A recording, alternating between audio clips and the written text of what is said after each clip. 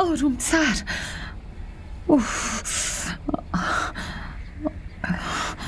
خاله، خب بگو ادامه داستان چی بود؟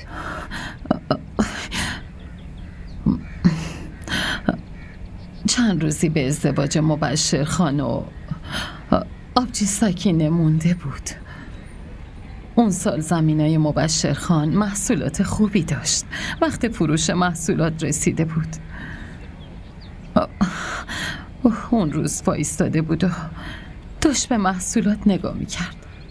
بعدش داداش مبشرت احساس کرد که یه دختری دوون به سمت رودخونه میره. خیلی عجیب بود. اول داداش مبشرت فکر کرده حتما از دخترای روستاست، اما وقتی با دقت نگاه کرده دیده که اون دختر آبجی سکینته. ترسیده بود. لرزون داشت میرفت. انگار نمیخواست کسی ببینش. دیدن داداش مبشر؟ اون که زمینای مبشر خانو میشناخت داشت جلوتر میرفت. مبشر خانم از زمینا بیرون میزنه و میره دنبال اون.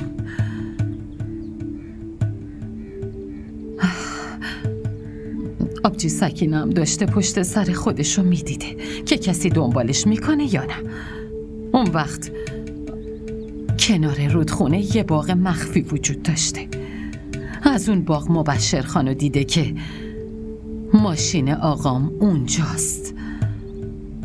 مبشر خان به دلش شک افتاده. چند دقیقه اونجا منتظر میمونه. بعد با یه صحنه خیلی عجیب روبرو میشه که آبجی سکینه به سمت آقا اورنگ میره. خب این یعنی همه تقصیرها از آبجی سکینه بوده؟ نه خیر، اینجوری به نظر میرسید، اما اصل ماجرا یه چیز دیگه بود. از خونه با این فکر اومدم اینجا که بیام یقتو بگیرم.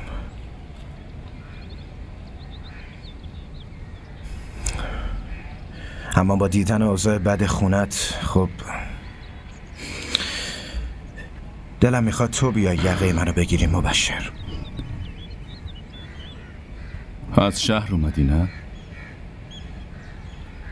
بذار چند روزی که اینجا هستی بگذره. همون نفسی هم که برام مونده رو میای و ازم میگیریش. شما و داداشم که با هم دوست بودین. آخه چطوری این اتفاق افتاد؟ منم خیلی دلم میخواست همین سوالو ازش بپرسم، اما شرایط اصلا فرصتشو بهم نداد. داداشت خیلی زود از این دنیا رفت و همونطورم همراه خودش خوشیای خیلی از آدما رو با خودش برد.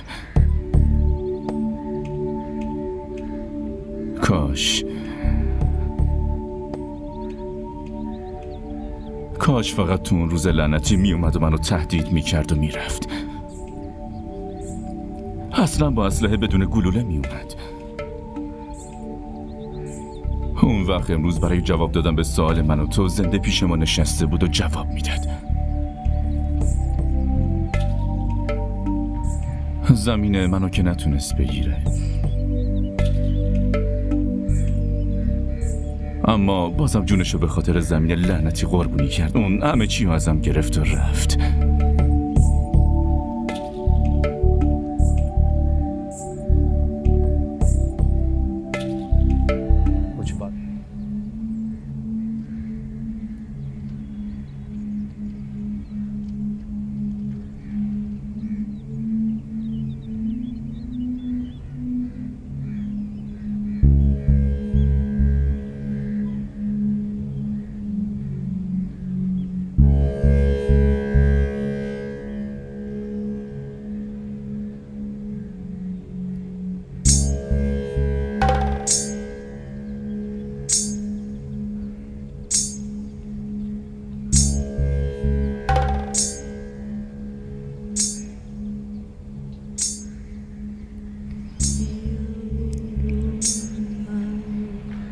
یادته مانعت میشد که شهر نری. میگفتونی که اونجا میره دیگه مال اونجا میشه و میمونه. حالا ببین چقدر دور رفته، جایی که دیگه امیدی به برگشتنشم نیست. خیلی دور رفته.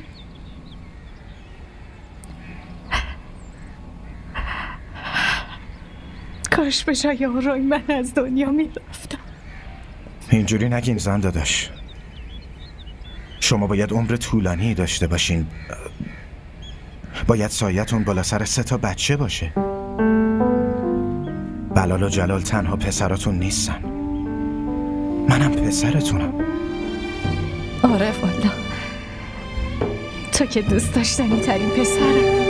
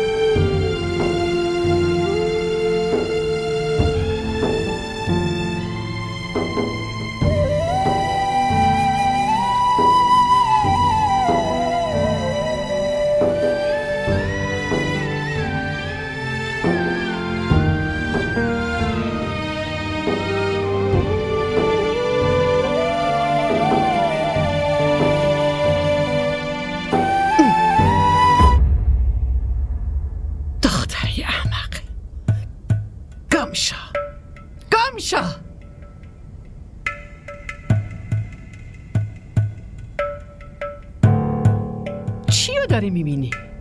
این دختر چه تقصیری داره؟ دوغ میخوری؟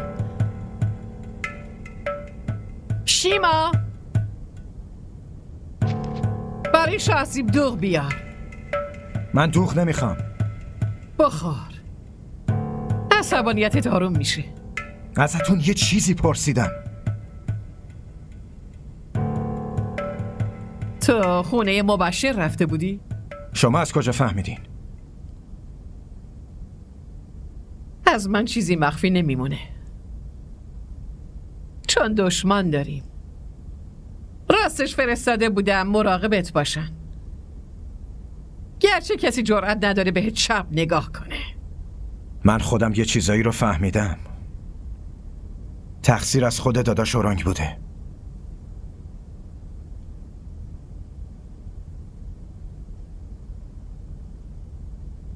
قبلا هم بهت گفته بودم تو توی این مسئله نباید دخالت کنی.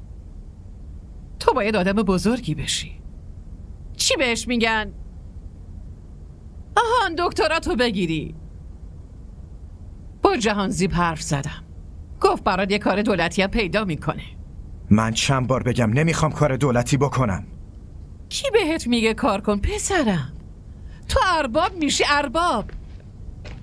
جهانزیب میگفت اون وزیر بشه تو رو هم زیر دست خودش نگه میداره. هر دو داداشم میتونین کارا رو پیش ببریم. گفتم نمیخوام کار دولتی کنم. یعنی چی؟ میخوای چی کار کنی؟ میخوام معلم بشم. میخوام اینجا یه مدرسه باز کنم بیبی.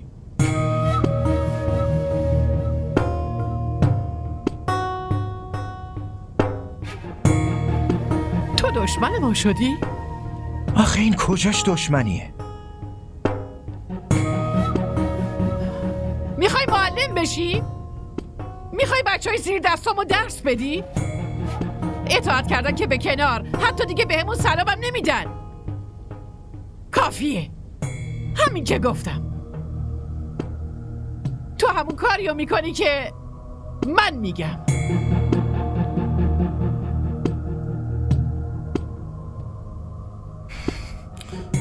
پس منم پسر شما هستم و همون کاریو میکنم که دل خودم میخواد.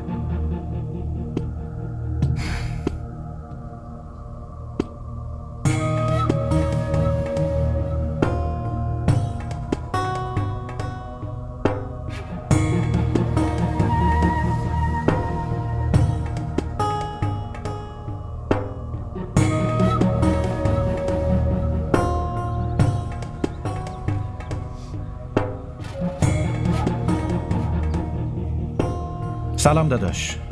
علیک السلام. چطوری پسر؟ بگی بشین. دیشب خوب خوابیدی؟ آره بد نبود.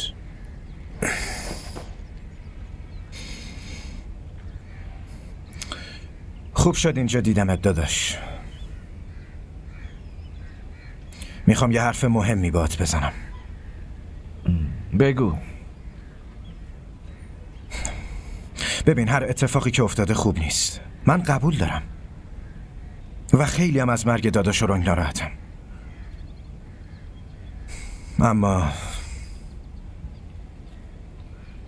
اما چی؟ ببین داداش، هر فردی که توی این روستاست میگه داداش رنگ به دست خودش کشته شده. خب بیان جلوی خودم بگن، اون وقت قبول میکنم. آره. چطوری بگن داداش؟ همه میترسن. از شما میترسن، از بیبی میترسن. چی بگن؟ پس تو چی میخوای؟ اینو به هم بگو. من میخوام که شما این دختر رو دوباره به خونه خودش بفرستین. در حق اون بیچاره داره ظلم میشه. اون به عنوان خون بها اومده. با وجود باسواد بودن بازم این خرافات رو قبول داری؟ با درس خوندن چی میشه آخه؟ مردم ازدواج کردن رو فراموش میکنن؟ کفن و دفن رو فراموش میکنن؟ یا سنت دیرینشون رو فراموش میکنن؟ بعد درس خوندن چه رسم و رسومی رو فراموش میکنن ها؟ این چیزا رو دینمون به همون گفته داداش. آخه پسر جان، این سنت از بزرگامون بهمون رسیده. ما نمیتونیم این سنت رو ول کنیم. اصلا از همه این روستا فقط یه نفر رو پیدا کن که این سنت رو قبول نداشته باشه، اون وقت خود من به حرف تو گوش میدم. من خودم جلوی تو نشستم. من دارم میگم این سنت اشتباهه. تو شهر زندگی کردی، میدونی تازه اومدی اینجا. یکم که اینجا بمونی میفهمی اوضاع چطوریه داداش. اون روز نمیاد داداش. من عوض نمیشم. شما باید عوض شین. یه روز شما قبول میکنین که این سنت اشتباهه.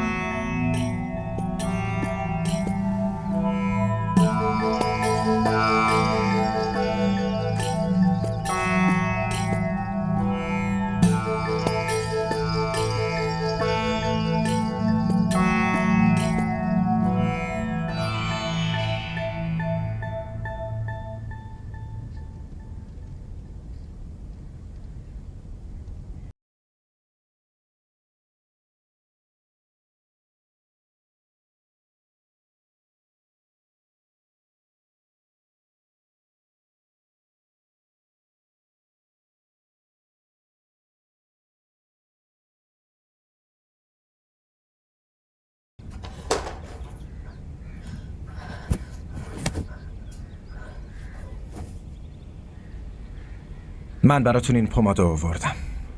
به زخماتون بزنین، خیلی زود خوب میشه. بگیرین لطفاً.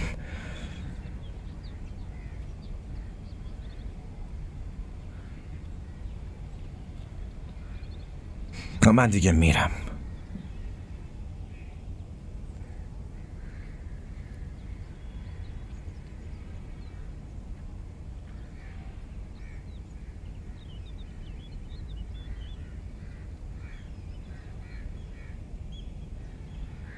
بدین من بازش کنم.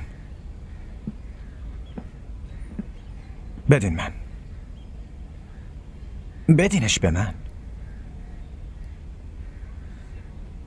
اینو اینطوری باید انجام بدی. درشو میگیری و اینجوری فشارش میدی و یه ذره توی دستت میزنی.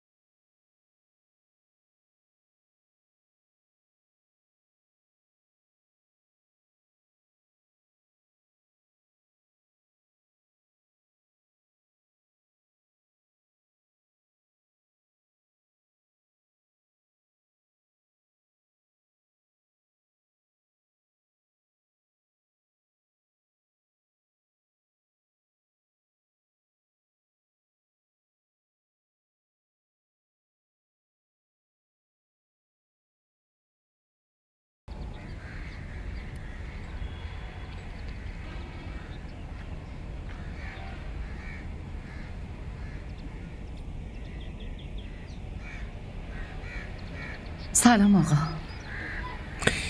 علیک سلام. مشکلی که نداری نه؟ نه خیر آقا، نه خیر. توی بهشت زندگی میکنیم، دیگه چه مشکلی داریم؟ داری تیکه میندازی؟ خدا مرگم بده آقا، اگه من دروغ بگم. پس بس کن. اسم اون دختره چیه؟ کی آقا؟ آسیه. بهش بگو برای من یکم دوغ بیاره. بله؟ مگه حرف اشتباهی زدم آره؟ نه آقا نه. بس بهش بگو از در جلوی نه، بگو از در پشتی بیاد. چشم آقا.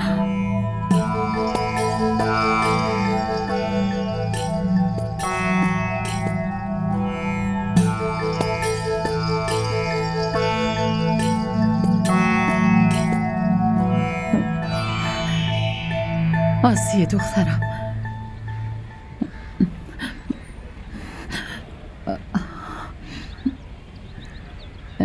این لیوانو بگیر، عجله کن. آقا جهان قسمت مردونه نشسته. یالا دخترم برو دیگه، بگیر.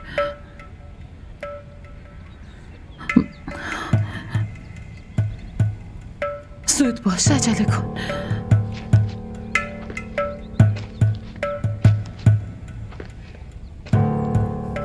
کجا میری؟ دارم میپرسم کجا؟ برو داخل، زلیخا خانم صدات میزنه.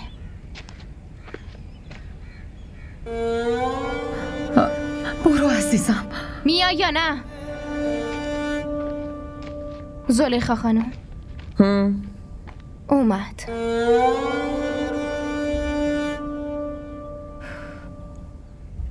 کجا داشتی میرفتی؟ آقا جهان خواستن دوغ ببرم. تو ببری؟ بله. تو هم رفتی؟ نه خیر خانم، خاله شیما. اگه اون گفته بود باید پیش من میومدی، باید از من اجازه میگرفتی نه؟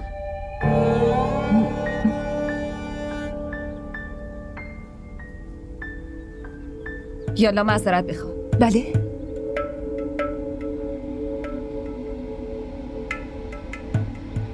معذرت.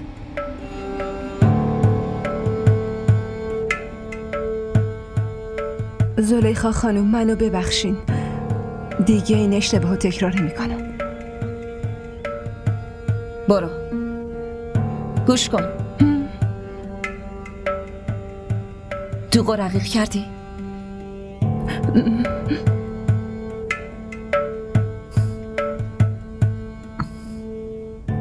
من رقیقش میکنم. اینجوری بدمزه است، خیلی غلیظ شده. زود باش از تو آشپزخونه لیوان بیار.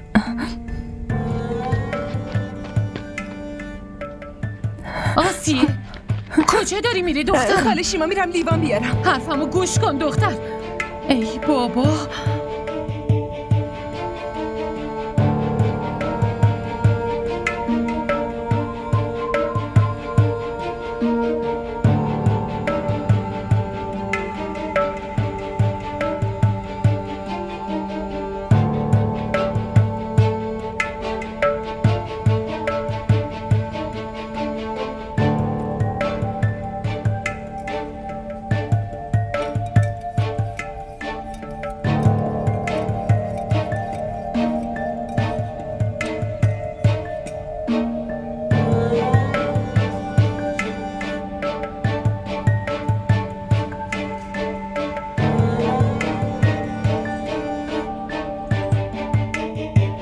به صورتت هم که هیچی نزدی. همینجوری میخوای پیش آقا جهان بری؟ اولین بار پیشش میری، یه ذره آرایش میتونی بکنی. کوثر، بله خانم. میخوام صورتشو آرایش کنی. یه آرایش خیلی خوب. چشم خانم. بریم.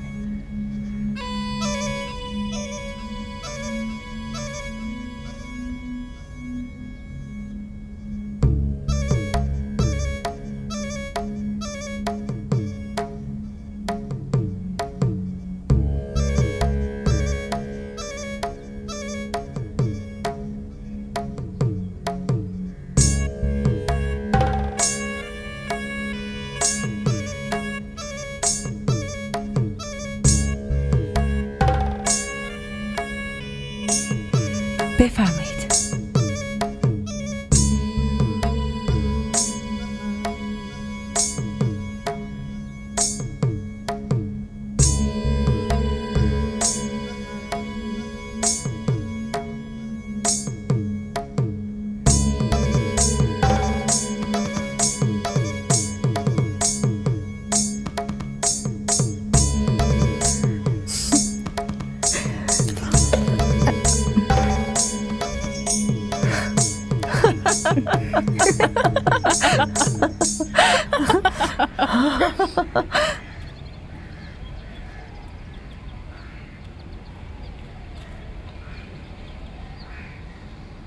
زلیخا، هنوز 40 آقا اورنگ نشده.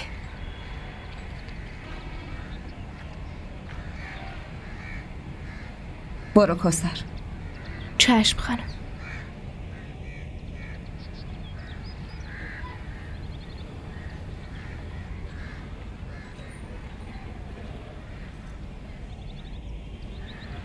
میدونی آقا جهان چرا شب و روز همش میاد اینجا ور دل من میشینه؟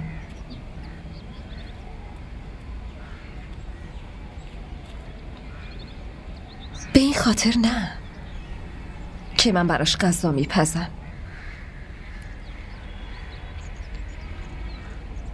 اونو که کوثر و شیما هم میپزن.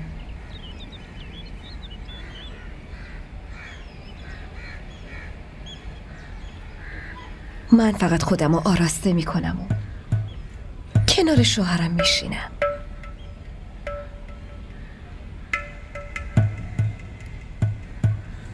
گاهی توی غذا اگه نمکش کم یا زیاد بشه اعتراض نمیکنه. اون روزی اعتراض میکنه که من دیگه به خودم نمیرسم. من این همه آرایش رو واسه خودم انجام نمیدم، برای آقا جهان انجام میدم.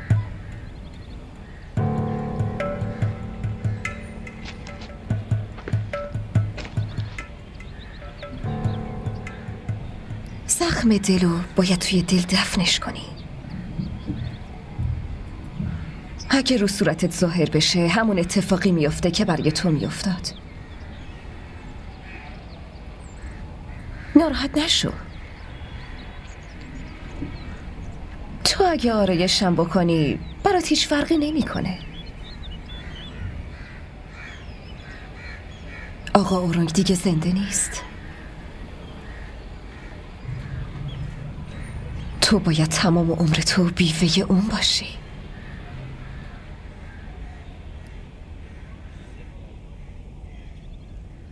बनथे तो भेणा जीने प्यारा घरे आवो रे नादानी मारो फूल बनड़ो हो फूल बनड़ो रे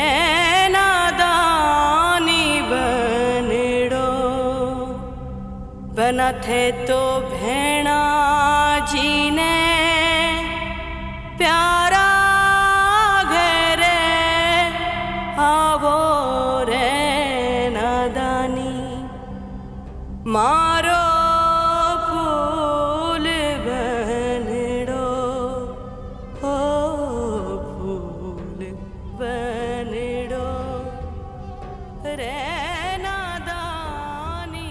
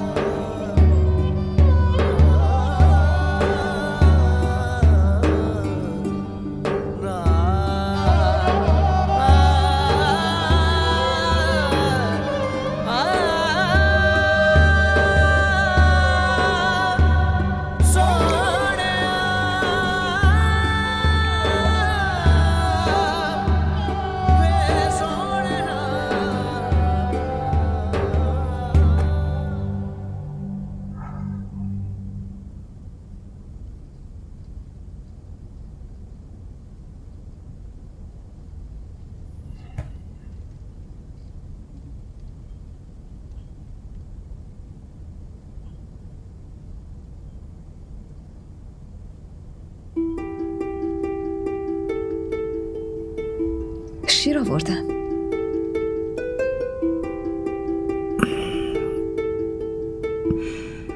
توش نمک نیست.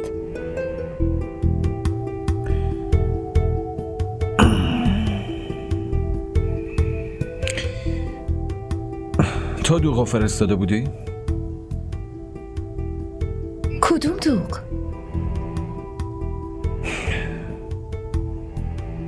ولش کن.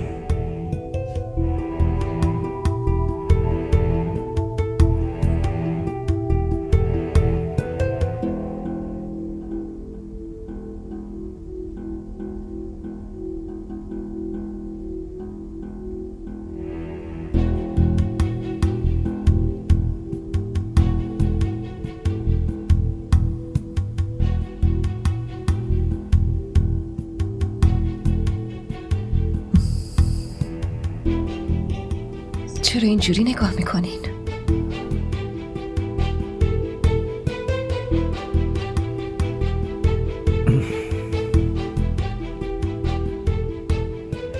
منو چقدر دوست دارین؟ خیلی زیاد.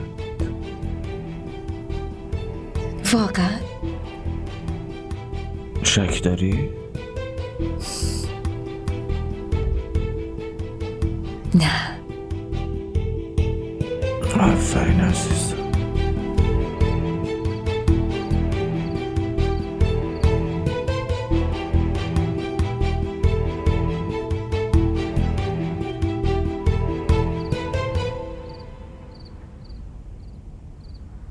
زخم شده رو این شکلی میپوشونیش، درسته؟ روزی 2-3 بار این کار رو انجام بده. زخمت عفونت نمیکنه. اگه عفونت کرد ممکنه دیرتر خوب بشه و خب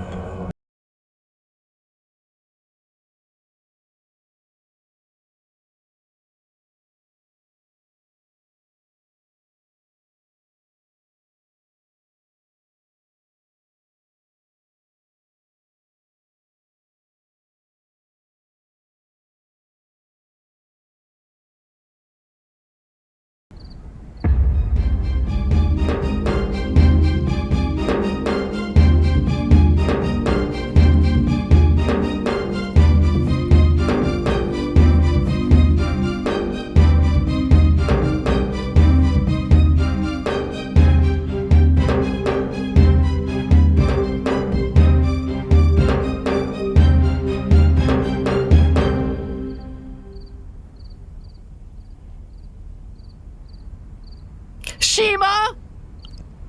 های شیما!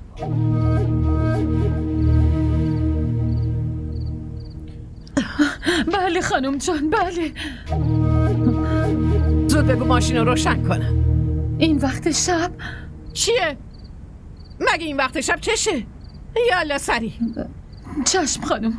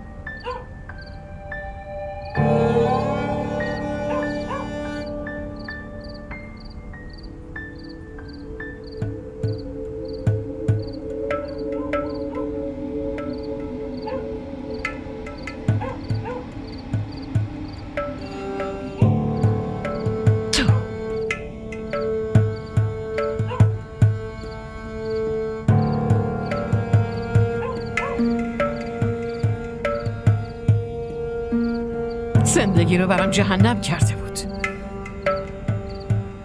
نبینم دیگه کسی سر قبرش براش گل بیاره. شیما! بله، بله خانم جان. کی سر قبرش گل آورده؟ دیگه اینجا گل نبینم.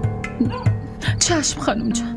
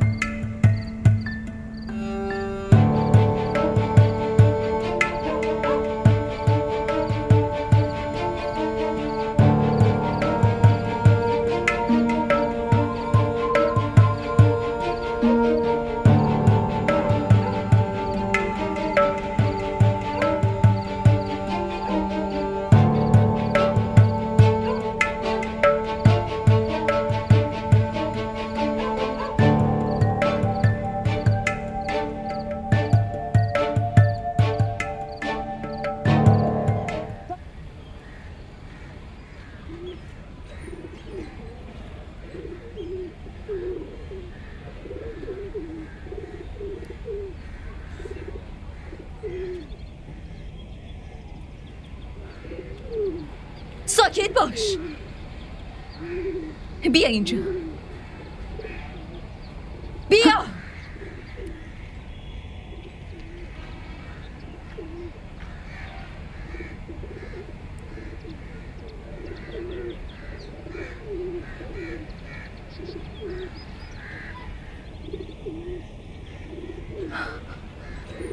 اسمت چیه؟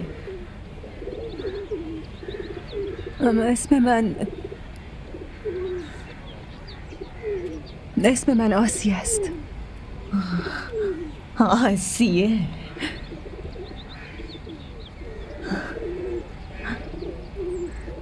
آسیه،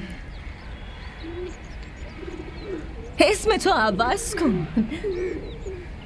عوض کن. میدونی معنی اسمت امیده؟ اینجا هیچ امیدی منتظرت نیست.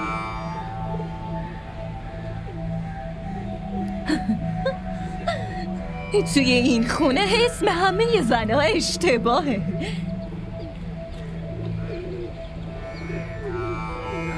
اسم من ناز بود. خیلی به اسمم پوز میدادم.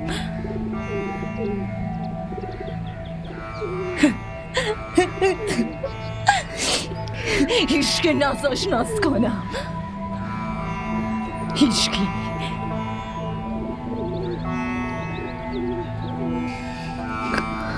و بیبی جنت بیبی قبلا زندگی خودش جهنم بود، بعد اون زندگی بقیه را براشون مثل جهنم کرد. تو اسمتو عوض کن. تو اسمتو عوض کن. از اینجا گم شو. زود باش. گم میشی یا من پاشم بیام. عذر میخوام. ببخشید. اشکالی منو ببخشید، نداره. خواهش میکنم. اصلا مهم نیست. اشکالی منو نداره. ببخشید. مهم نیست. آروم باش.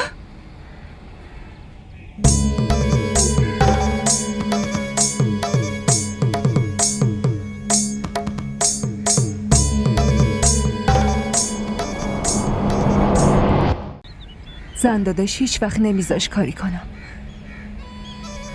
میگفت تو عزیز منی، درست مثل مونا. خیلی منو ناز میکرد. الان که فکر میکنم نباید اینقدر ناز منو میکشید. آخه میدونی خاله،